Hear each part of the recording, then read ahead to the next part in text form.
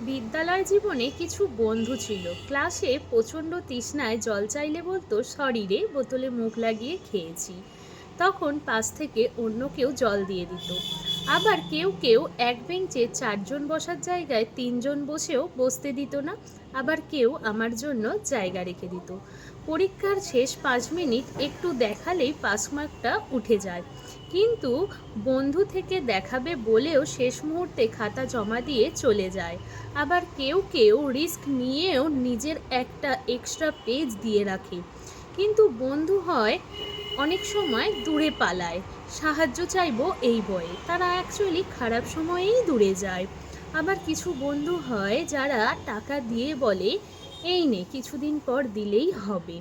আসলে বন্ধু অনেক, কিন্তু সত্যিকারের বন্ধু কজন? বন্ধু থাকলেও সত্যিকারের বন্ধু কেউ কেউ, আর কেউ কেউ মুখোশ পরা।